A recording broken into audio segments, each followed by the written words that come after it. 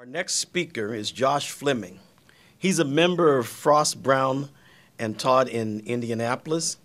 He handles product liability, premises liability, and general commercial litigation. Recently, he received a unanimous defense verdict in a seatbelt defect case where the plaintiff sought more than $2 million in damages. Josh will discuss how the federal rules affect protection and discovery of in-house expert work product. Josh?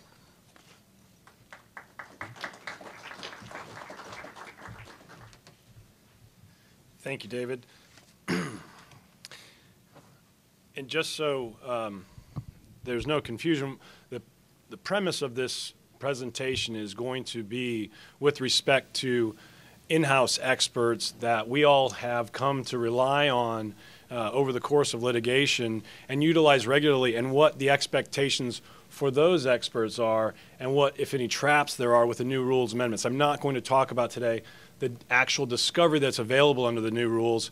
There are several cases that have developed over the last year since the 2010 amendments went into place, and I commend you to look those up because there are specific things that are required, and we'll talk about them briefly, but I don't want there to be a misperception. I want to talk about the impact of the rule changes to in-house experts in particular.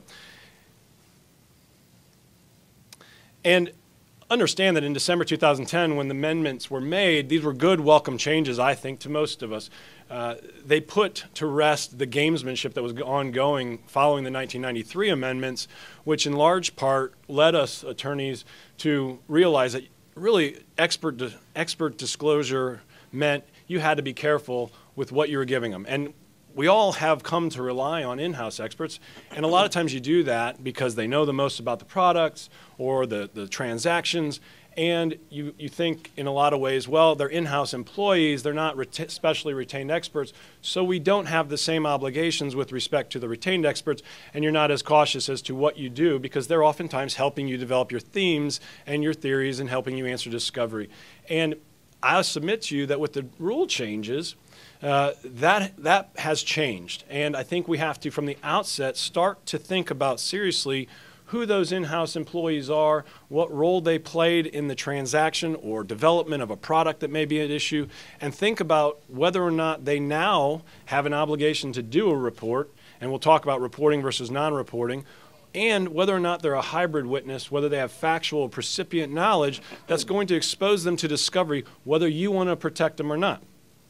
The goal, as you'll see later, when the advisory committee changed this, was to do away with what Judge Magistrate Cosby in the Northern District of Indiana wrote in his Karn decision on the issue of expert discovery, which is we don't want the experts to be willing musical instruments upon which manipulative counsel can play whatever tune desired.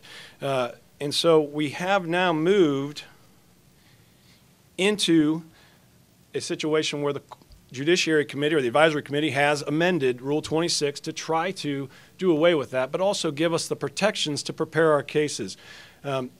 Before we talk specifically about in-house engineers and experts and the impact, I want to talk first, just briefly introduce you to the actual changes that we're going to talk about. The primary rules that were changed that affect the in-house employees are Rule 26A2B and C, B4B, and B4C. And as I said briefly a minute ago, the purpose of the changes was to undo the 1993 amendments, which for the most part opened the door to all discovery of expert information. The problem is it creates a pause now for those of us who like to rely on in-house experts who have, for the most part for years, been somewhat of that innocuous witness who we kind of disclose at the last minute as a precautionary measure as an expert who's also gone out to do potentially an inspection, and we may rely on them for both purposes, expert testimony as well as potentially talking about the cause of an accident or giving some expert testimony about the development of a product in, say, a warranty, piece of warranty litigation. And so the rules have changed.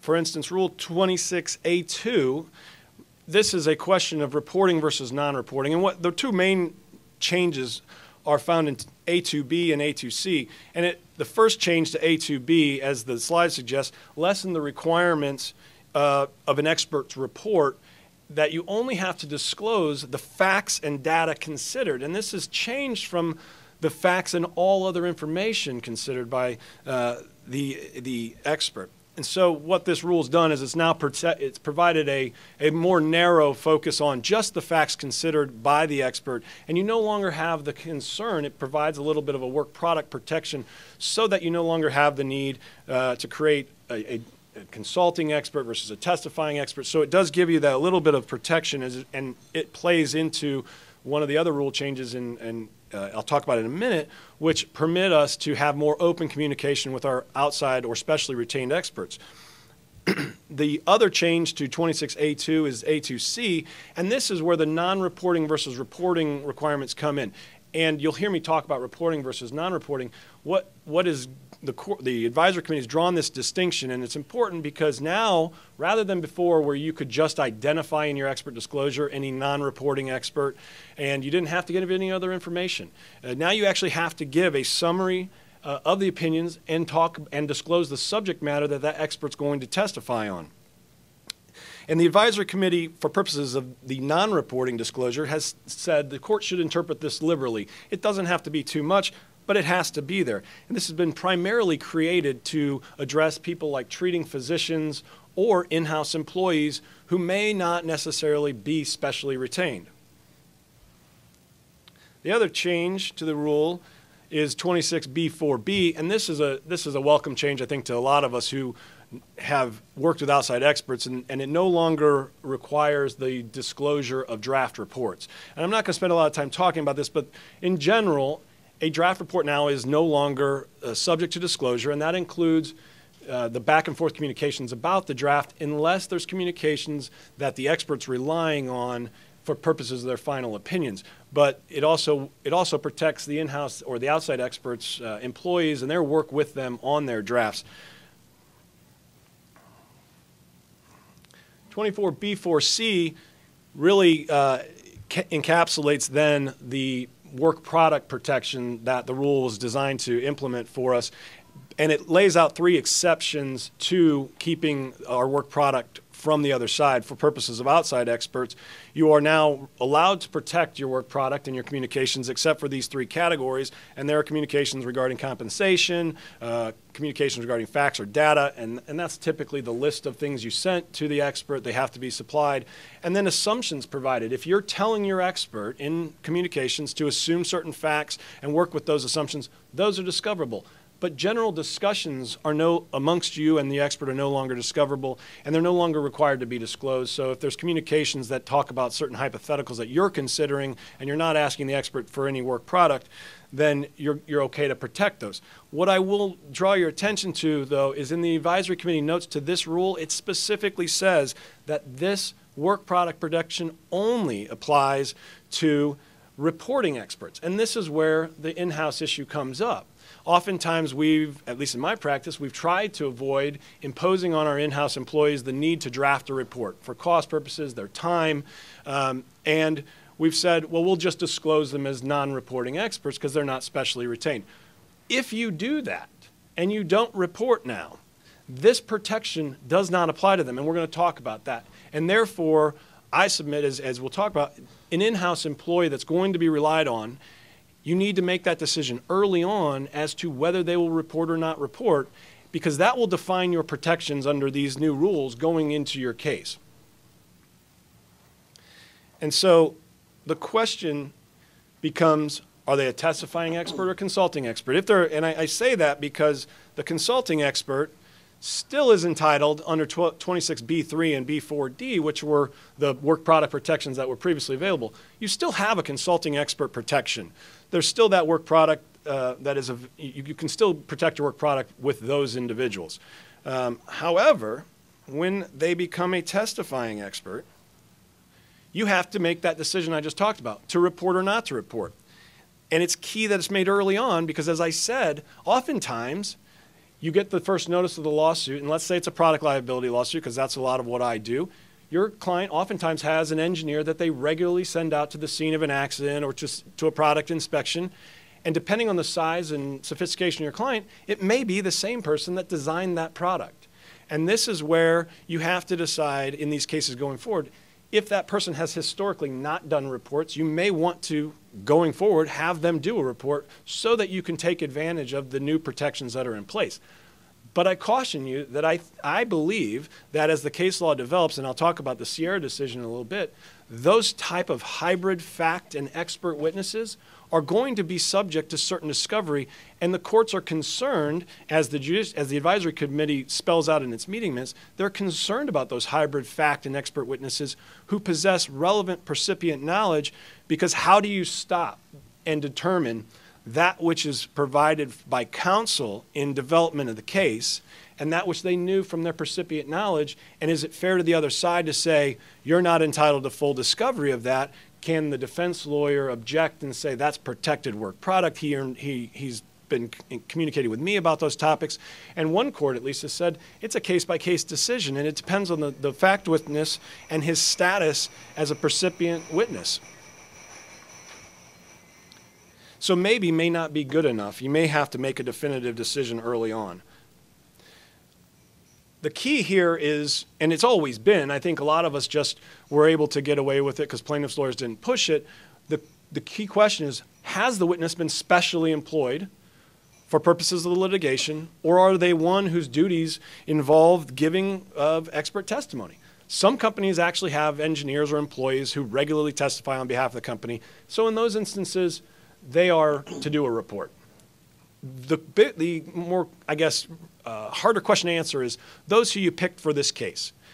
There's case law that's out there, and it actually was the majority view before this rule was changed, in that if you've specially picked them and employed them in the litigation to develop and work with you, then they're specially employed. And if their information is gained as a result of the litigation process and what you've been providing them, then they should do a report. If it's percipient knowledge, they don't have to do a report. But again, I commend you to consider whether or not they should do a report so that you, as their outside lawyer, can still protect your work product going forward. And I brought up the Sierra decision, and it's one of the few that's really taken this issue on head on. And it involves a situation out in California involving some wildfires where some individuals were sent out to photograph the scene and were engineers. And the other side insisted that they should do a report. And the court went through a discussion of the advisory committee's decision and reasoning behind its rule and what protections are available under the new changes to require somebody to do a report, and whether it's a waiver of the work product privilege if they don't do a report and they are an in-house employee. And you'll see that there's the distinguishing factor of when to do a report is the red text here.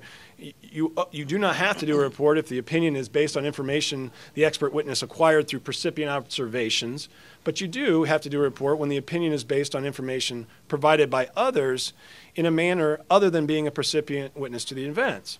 And so when the court started looking into the specific issue of when employees of the defendant were required to do a report and whether it waived the privilege, it went back to the advisory committee's notes and the change to the rule and said that the rule does not itself protect communications between counsel and other witnesses such as those for whom a disclosure is required under 26A2C. 26A2C is the non-reporting witness.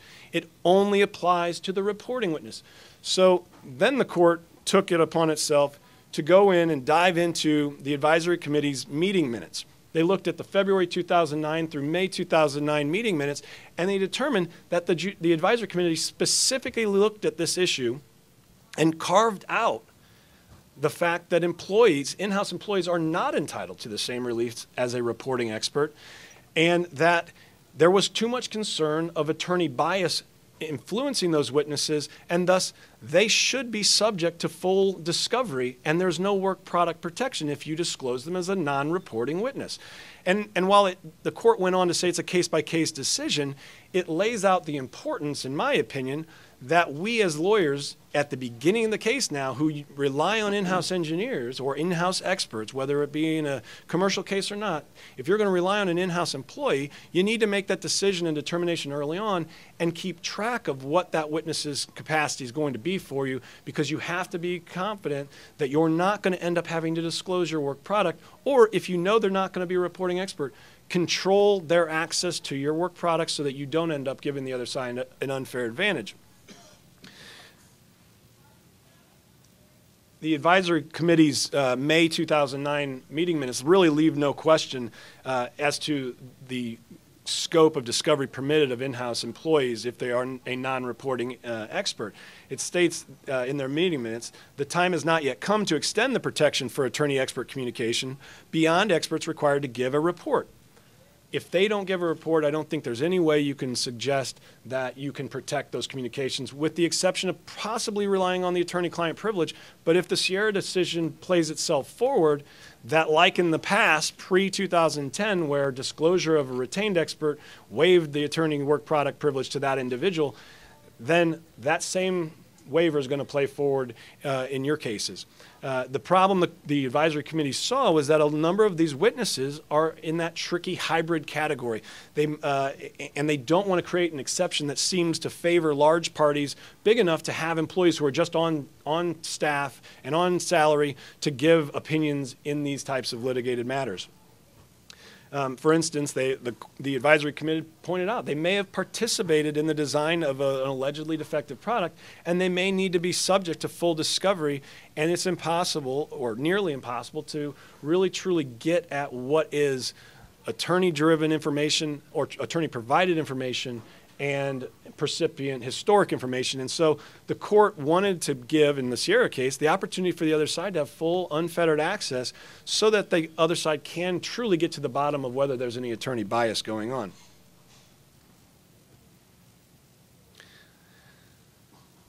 And I know this, there's a lot of information in these changes that that deal with what is actually discoverable. And so if they do report, you do have then some protections, and you now can read those cases and develop and understand what you are subjecting to open disclosure and open discovery if you choose to have them report. But I want to leave you with a couple helpful tips that I probably mentioned them a number of times as I've been talking. You really, I can't stress enough, you have to determine early the status of the witness. Are they a percipient fact witness who is going to be subjected to full discovery such that you're going to run the risk, reporting or otherwise, to them being subjected to discovery, that you may want to avoid them in this instance being an in-house expert? Do you want them to do a report? And if you want them, if you really are going to rely on them heavily in the case, I think you want to find a way for them to have done a report, albeit you need to be able to sustain that decision fairly literally. At some point in time, the other side's attorneys are going to decide to say, you're hiding them behind a report. And they're going to move to compel open discovery and say they wouldn't have otherwise been a reporting expert. You just had them do a report so you could protect it. So you need to be able to sustain your decision, but I think you need to make that decision early on. We all know this, but I reiterate it, especially with regard to the in-house employees. Keep track of what you send them. Because if they're a reporting expert now, they're going to have to provide a list of what they relied on for their purpose of the report. But you also should know what's at risk if they are declared a non-reporting expert and subject to discovery. And I'll just again sum up. Err on the side of reporting, in my opinion. I think the rules haven't been interpreted enough to know which way the courts are going to come out on this fully. It's a case-by-case decision at this point in time, but there is case law out there that's developing, and I wish you the best of luck in making those decisions.